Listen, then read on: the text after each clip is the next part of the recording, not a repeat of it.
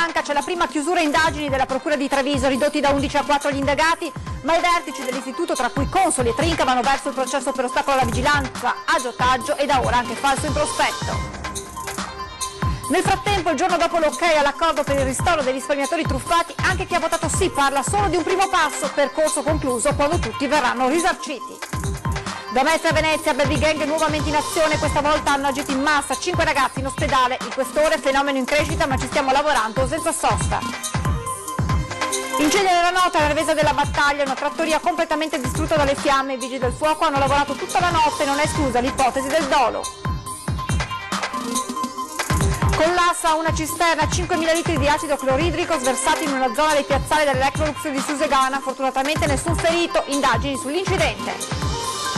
Cracker alla bimba straniera perché i genitori non possono pagare la mensa scolastica, il gesto del giocatore dell'Inter Antonio Candreva per aiutare la famiglia straniera nel Veronese, ma il sindaco avverte tutto risolto. La festa per i 167 anni della Polizia di Stato, Antenna 3 seguirà in diretta domani mattina dalle 10:30 la cerimonia a Mestre.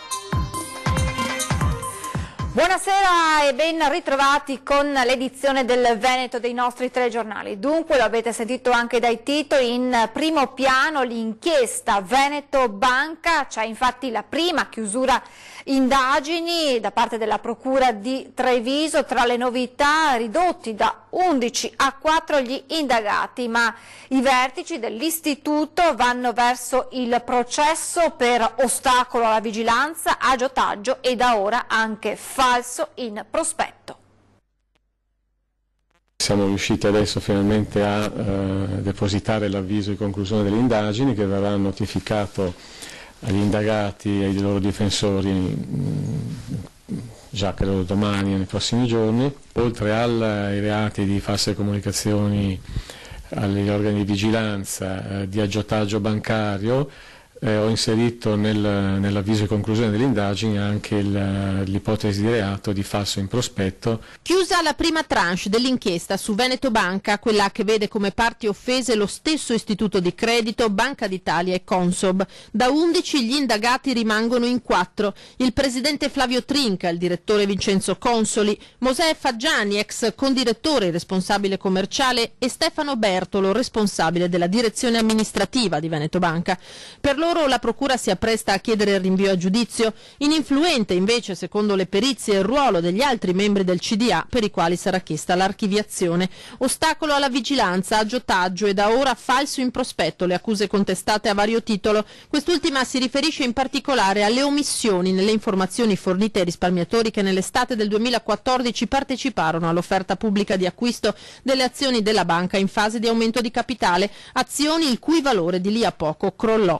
Un'indagine lunga e complessa, ferma 2 anni a Roma, poi riassegnata a Treviso, rallentata da problemi tecnici e dal mancato invio di rinforzi alla Procura. Purtroppo, nonostante le richieste che sono state fatte, la nostra Procura non ha ricevuto nessun tipo di risorsa aggiuntiva, né risorse umane, né risorse materiali, di attrezzature.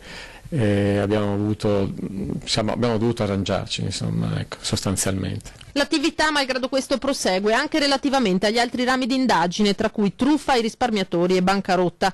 Quella per truffa dovrebbe concludersi a breve, meno di una decina gli indagati, a conferma che anche in questo caso si punta ai vertici, a chi decise le politiche della banca e non a chi eseguì. 3.500 le parti offese. Adesso siamo a buon punto. Le indagini sono quasi concluse e quindi anche per quella auspico che nel giro di un mese o al massimo un paio di mesi di poter mettere l'avviso di conclusione delle indagini. Intanto ieri a Roma la quasi totalità delle associazioni presenti, 17 su 19, hanno votato a favore della linea TRIA per il ristoro dei risparmiatori truffati, ma anche coloro che hanno condiviso la soluzione del Ministro parlano solo di un primo passo e che il percorso sarà concluso solo quando tutti verranno risarciti. Il risarcimento dei risparmiatori, come previsto dalla Costituzione, avverrà quando chi ha ricevuto un danno verrà indennizzato per l'intero importo. Questo è solo un primo passo, non è ancora il momento di festeggiare. Franco Conte, presidente del Codacons, ieri sera era a Roma all'incontro di Palazzo Chigi con il premier Giuseppe Conte. Lui, insieme ad altre 16 associazioni di risparmiatori, ha votato a favore della soluzione TRIA per le modalità di ristoro, ma nonostante questo, spiega, il percorso non è ancora concluso. Intanto cerchiamo di portare a casa questo 30% che sarà come una pioggia che è arrivata come adesso dopo una siccità. I tempi per cui si arrivi al 100% dipenderà dal Parlamento. Sono 3 miliardi di fatto sul tavolo del Ministro, che basterebbe un voto del Parlamento ma anche un atto solo del Ministro per destinarli ai risparmiatori. Anche per il sindaco di Montebelluna, la città di Veneto Banca, è necessario un passo in più. Io spero che si voglia continuare in questa direzione, riconoscendo a tutti i soci che sono stati danneggiati un ristoro economico che sia perlomeno adeguato. Marzio Favero ricorda poi come l'idea di una legge speciale sia partita proprio da Montebelluna. Quando abbiamo condotto le riunioni come sindaci, la prima proposta che abbiamo avanzato è quella che ci fosse una legge per aiutare coloro che erano in difficoltà. Nel vertice romano stabilite dunque le modalità di indennizzo degli investitori, che non saranno tutti rimborsati automaticamente. Risarcimenti diretti solo per coloro che hanno un reddito imponibile inferiore ai 35.000 euro, coloro che dispongono di un patrimonio immobiliare non superiore a 100.000 euro. L'indennizzo sarà pari al 30% delle somme perdute per gli azionisti, mentre gli obbligazionisti subordinati riavranno il 95% del capitale andato in fumo. Soluzione che a Montebelluna soddisfa a metà. Non è che io abbia perso chissà cosa, però c'è poco da fare. Nella vita hai bisogno anche dei 30-40 mila euro, chi anche dei 10, no? E quindi sono 2 anni intanto che aspettiamo e però ancora non si vedono cose sicure e certe. A me comunque sembra già un successo, insomma, per quello che, ecco, che non mi aspettavo una conclusione così. A mio parere uno dovrebbe riavere anche con gli interessi tutto quello che ha perso. La cronaca ci porta nel veneziano. Da Mestre al centro storico di Venezia, baby gang nuovamente in azione. Questa volta hanno agito in massa. Il questore di Venezia dice è un fenomeno in crescita, ma ci stiamo lavorando senza sosta. Minorenni violenti colpiscono ancora. Dopo la rapina nel mini market di via Fapanni a Mestre con l'aggressione al negoziante, l'ultimo episodio è avvenuto in centro storico, in campo San Geremia. Sabato sera 5 ventenni, 3 ragazze e 2 ragazzi sono stati aggrediti senza motivo, o meglio per uno dei soliti banali motivi, il rifiuto alla richiesta di una sigaretta. Uno di loro è stato colpito alla schiena e ha subito lesioni alle vertebre cervicali, 40 giorni di prognosi, 7 alle ragazze, 14 giorni ad un altro. Sempre più violenti e in questo caso anche numerosi, visto che hanno agito in 20, tra cui un minorenne. In questo momento rappresenta un'emergenza, ci stiamo lavorando, i miei investigatori sono alle prese del problema con grande attenzione, grande sinergia con l'autorità giudiziaria che ringrazio, quindi possiamo dire che da un lato il fenomeno sicuramente crea preoccupazione, dall'altro lato però posso assicurare che il fenomeno è ampiamente seguito e siamo certi che ci saranno le risposte giuste che i cittadini aspettano. Sul posto in campo San Geremia è intervenuta la polizia, ma i baby bulli ormai si erano già dileguati. Gli agenti del commissariato San Marco hanno avviato un'indagine per identificarli. A Cannareggio i residenti sono scioccati e preoccupati dopo il pestaggio di campo San Geremia. Voi eravate aperti? Sì. Non vi siete accorti niente? Nulla. È stata talmente rapida quello che è accaduto che non ci siamo accorti di nulla. Questo locale era aperto durante il pestaggio feroce, gratuito della baby gang che la notte scorsa ha preso di mira 4 persone in campo San Geremia, una zona tranquilla fino a un certo punto. Se ci fosse qualche controllo in più per quanto riguarda questa zona qua sicuramente non sarebbe male, ma non è che possiamo decidere questo, quindi io ho fatto sempre presente anche alle forze dell'ordine, ai vigili, di fare dei controlli un attimino più, dei passaggi leggermente più frequenti, soprattutto nelle fasi notturne, perché comunque può sempre capitare qualche soggetto un po' particolare. L'aggressione di campo San Geremia ha scioccato e preoccupato tutti qui a Sestiere di Cannareggio. Mi pare che anche in campo San Polo a Rialto sia successa una cosa del genere. Ma cosa sta succedendo secondo lei? Quello che succede in giro per l'Italia. Cioè?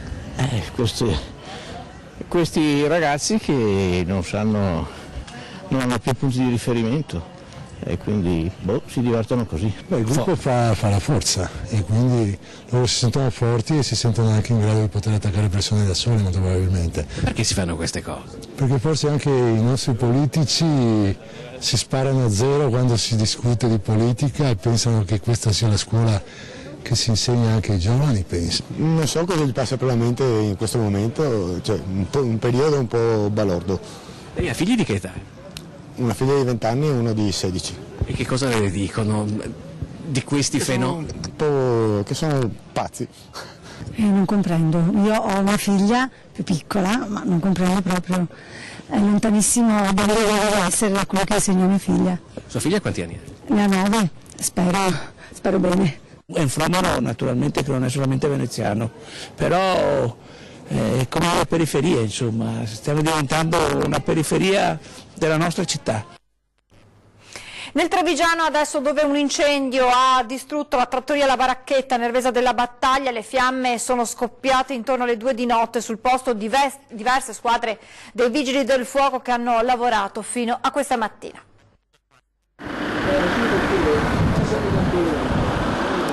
Fiamme alte ed un fumo denso. L'incendio è scoppiato intorno alle 2 di notte. In un attimo la trattoria La Baracchetta in via Ossaria, Nervesa della Battaglia, è stata avvolta dal fuoco. La struttura, quasi completamente in legno, è andata distrutta. I danni sono ingentissimi. Ad accorgersi di quanto stava accadendo alcuni residenti che hanno subito chiamato il 115. Sul posto, oltre ai carabinieri, diverse squadre dei vigili del fuoco da Treviso e Montebelluna che hanno lavorato per tutta la notte e parte della mattinata per avere ragione delle fiamme. I cittadini non riescono a crederci, mai accaduta una cosa simile, ci racconta questo residente. L'ho visto passando, adesso penso dove fare una camminata, vai su per qua e vede meglio ancora. Non so tutti quanti anni che è baracchetta, non è mai successo, insomma. La trattoria era chiusa da gennaio, attività insomma ferma, anche se l'impianto elettrico era stato da poco revisionato.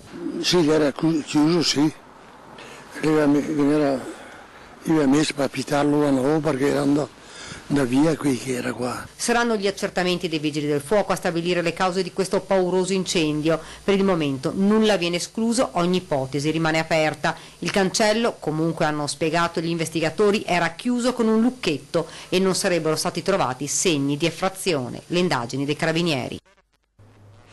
Restiamo nella Marca trevigiana con un incidente all'Electrolux di Susegana, una cisterna è collassata, sversati 5.000 litri di acido cloridrico. Questo incidente poteva avere conseguenze ben più gravi, a denunciarlo Augustin Breda, RSU Electrolux.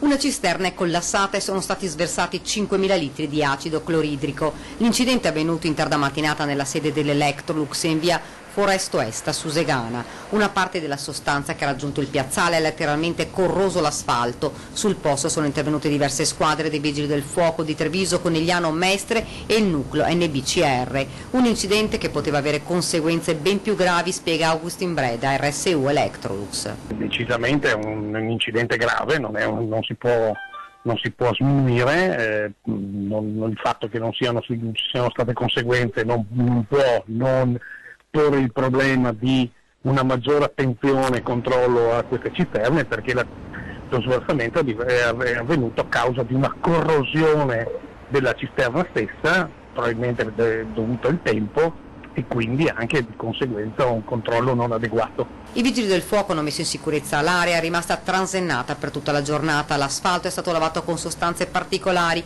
un intervento che è durato parecchie ore. Dopo che sarà completata la messa in sicurezza di tutto capiremo il perché di questo incidente e soprattutto il fatto che ci sia stata una distrazione così importante su un impianto, diciamo, anche se esterno, non interno del lavoratore, anche se esterno, eccetera, ma che poteva avere conseguenze molto più gravi di quelle che ha avuto. Fortunatamente, spiega Breda, ha funzionato la vasca di raccoglimento che ha contenuto lo sversamento all'interno dei recipienti preposti, solo una piccola parte fuoriuscita. La fortuna è che non ha toccato le falde e lo sversamento non è arrivato al vicino fossato che porta poi sul vicino torrente, e quindi le acque non sono state inquinate, però insomma vivere sempre di fortuna. Sul posto anche i carabinieri di Conegliano. Proseguono le indagini sull'omicidio dell'imprenditore padovano Andrea Guarniero avvenuto nelle Filippine. Le novità potrebbero essere vicine. Potrebbero essere vicine a una svolta alle indagini sull'omicidio di Andrea Guarniero, l'imprenditore padovano ucciso a colpi di pistola nella sua abitazione il 28 marzo nelle Filippine, dove stava progettando di aprire un villaggio turistico. I magistrati del posto hanno deciso di dare l'incarico delle indagini a una squadra speciale di investigatori che sta cercando ogni possibile traccia per risalire agli assassini. Per questo si sta passando al setaccio il telefono cellulare, ma anche il computer di Guarniero, nella speranza di trovare un messaggio o una mail che possano aiutare a trovare i sicari entrati in azione mentre il resto della famiglia si trovava in casa a pochi metri dalla vittima. La pista economica legata al terreno acquistato dal padovano per costruire il resort rimane quella più seguita. Anche l'ambasciatore italiano a Manila, Giorgio Guglielmino, ha sottolineato il forte interesse dei magistrati e della polizia a risolvere il caso nel più breve tempo possibile.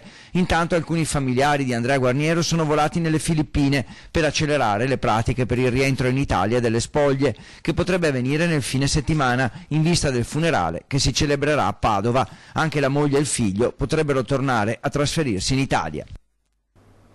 Il commissario delegato ai primi interventi urgenti di protezione civile per il maltempo di fine ottobre 2018 ha emesso un'ordinanza nella quale vengono designati nuovi soggetti attuatori incaricati di realizzare i primi interventi definiti dal piano del commissario per il 2019. La somma complessiva è pari a 220 milioni di euro, dei quali oltre 195 milioni destinati ad interventi da realizzare nel corso di quest'anno con cantieri da avviare entro il 30 settembre. 25 milioni di euro di accantonamento per i contributi destinati a privati e attività produttive che hanno subito danni. La politica adesso, il Partito Democratico pronto per la sfida delle europee di fine maggio. Là si giocherà molto del futuro del Veneto e di tutto il nostro paese, dice Alessandra Moretti. Oggi in Consiglio dei Ministri il nodo flat tax, nuovo mal di pancia all'interno dell'esecutivo giallo-verde alle prese con il documento di economia e finanza. E sono proprio i temi economici a creare nelle ultime settimane i maggiori dissapori tra i due vice premier. Una situazione che secondo le opposizioni non fa bene alla crescita del paese. Ci aspettavamo soprattutto nel nord-est e per le imprese un abbassamento importante della tassazione.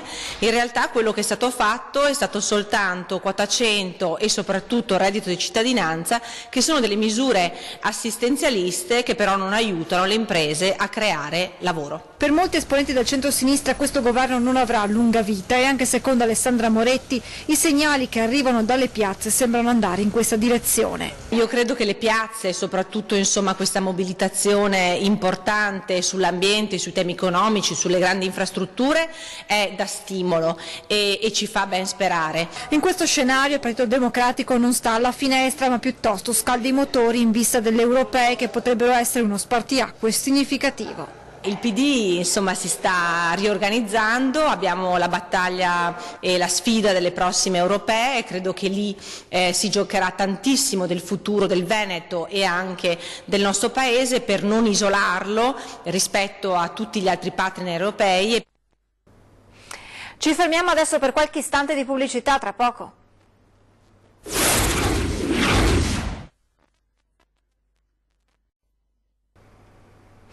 Rieccoci in diretta per parlare di smog perché arriva il protocollo aria, una linea comune per affrontare l'inquinamento da polveri sottili. È l'esito del quarto tavolo tra gli assessori all'ambiente dei 7 comuni capoluogo di provincia tenutosi questa mattina a Vicenza.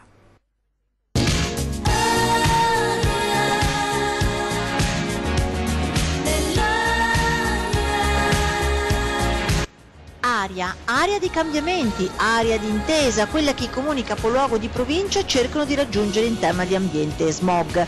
Basta andare in ordine sparso, ognuno con una propria ordinanza con criteri, limiti e deroghe ad hoc. D'altronde si sa, le colpe dello smog sono molteplici senza per forza dover demonizzare le auto. Si possono contare anche il riscaldamento con magari vecchie caldaie, i caminetti. Bruciare la legna nel camino produce smog. Ma se lotta alle polveri sottili deve essere, che almeno veda tutti seguire regole comuni. Da qui il produttivo incontro a Palazzo Trissino a Vicenza tra gli assessori all'ambiente dei 7 capoluoghi di provincia. Dopo un bilancio di un inverno appena passato con sforamenti continui dei limiti e maglie nere per lo smog, Vicenza ha vinto la sua, il coordinamento annuncia il protocollo aria, il passaggio nelle rispettive giunte e poi la firma entro maggio, che lo renderà operativo per le future iniziative come l'ordinanza comune. L'ordinanza comune poi dopo è fatta anche delle deroghe che fanno parte integrante dell'ordinanza stessa. Fare in maniera che le deroghe siano le più omogenee possibile è sicuramente l'obiettivo su cui stiamo lavorando. Dare uno strumento unico alle 7 città e poi portarlo, come abbiamo spesso richiesto fin dal settembre 2018, l'anno scorso l'abbiamo firmato in 4 città, di richiedere un maggior coinvolgimento dei comuni contermini. Per noi questo è essenziale. Perché le polveri sottili non si fermano in città e avere una politica ambientale in sintonia anche con i comuni della provincia è l'altro grande obiettivo.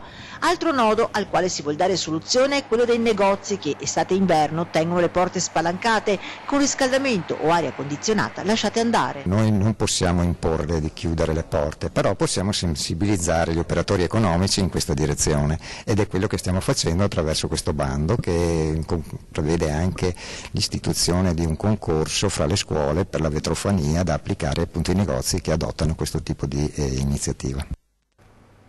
E adesso il caso della bimba straniera costretta a mangiare tonno e cracker perché i genitori non erano in grado di pagare la mensa scolastica. Dopo la bufera politica di queste ore, persino l'intervento del calciatore dell'Inter Antonio Candreva, che si era offerto di pagare la mensa per la famiglia che vive a Minerbe nel Veronese, il sindaco leghista nel mirino delle polemiche Andrea Girardi ha annunciato: come amministrazione abbiamo già deciso di aiutare la famiglia e la bambina in particolare, dando un contributo per coprire il costo della mensa.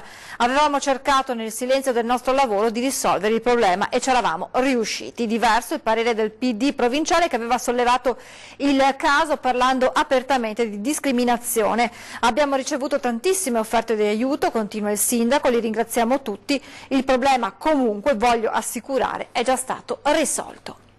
È stato condannato a 2 mesi e 20 giorni di arresto, pena commutata in 84 giorni di lavori socialmente utili che svolgerà per il comune di Codognè, nel Trevigiano, Matteo Del Puppo, diventato famoso in rete per essere l'autore della parodia dedicata al prosecco della canzone vincitrice del Festival di Sanremo, Soldi. Del Puppo nel maggio di 2 anni fa era stato fermato dai carabinieri di Conegliano per guida in stato di ebbrezza. Il giovane poco prima era uscito di strada con la sua auto finendo contro un muretto a Godega di Sant'Urbano. Una pattuglia dei carabinieri che transitava in quel momento ha visto la scena e sottoposto Del Puppo all'alcol test, risultato positivo.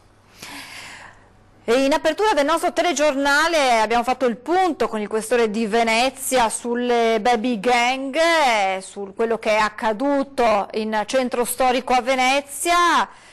Questa sera sarà nostro ospite a 20:10 per approfondire gli argomenti e annunciare un'importante diretta, la diretta di domani per seguire la cerimonia della Polizia di Stato. Tutto pronto per la cerimonia del 167° anniversario della Polizia di Stato, che si celebrerà domani all'M9 di Mestre. Sarà trasmessa in diretta dalla nostra emittente a partire dalle 10:30. Questo perché ha evidenziato il questore Masciopinto che da poco ha preso servizio a Venezia possano partecipare più cittadini possibile. È importante per noi che quella che chiamiamo la festa della polizia, cioè la celebrazione dell'anniversario della nostra fondazione, si realizzi attraverso un momento di confronto e di vicinanza ai cittadini, e in quest'ottica anche la diretta, quindi per cercare di raggiungere quanti più cittadini possibile, perché obiettivo nostro è aprire un forte canale di comunicazione con i fruitori del servizio. I fruitori del servizio sicurezza sono i cittadini, i nostri clienti, e quindi è importante per noi essere vicini a loro e raggiungerli in ogni momento. Dunque vi ricordo l'appuntamento questa sera con 20:10, come detto ospite in studio il questore di Venezia Maurizio Masciopinto, e poi domani dalle 10:30 la nostra diretta per seguire la festa della polizia a Mestre. È davvero tutto con l'edizione del Veneto, ci fermiamo qui, ora previsioni del tempo, grazie per l'attenzione, buona serata.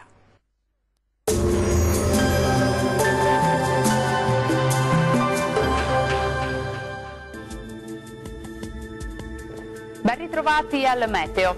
Prosegue questa fase di maltempo sulle nostre regioni ed è previsto che duri ancora per qualche giorno, ma vediamo il dettaglio di mercoledì 10 aprile. Sul Veneto avremo piogge sparse ma piuttosto frequenti un po' ovunque, localmente anche alternate a qualche schiarita. Migliorerà ovunque entro la notte. Temperature minime tra 8 e 11 gradi, massime comprese invece tra 14 e 16 gradi.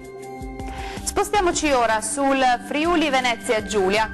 La giornata risulterà ancora perturbata sin dal mattino con precipitazioni diffuse un po' su tutti i settori. Temperature minime tra 9 e 11 gradi, massime oscillanti invece tra 14 e 16 gradi. Raggiungiamo infine il Trentino Alto Adige. Il cielo sarà molto nuvoloso sin dal mattino con piogge frequenti e localmente anche di moderata intensità. Temperature minime tra 7 e 8 gradi, massime oscillanti invece tra 15 e 16 gradi. Dal meteo di Antenna 3 è tutto. Arrivederci al prossimo aggiornamento.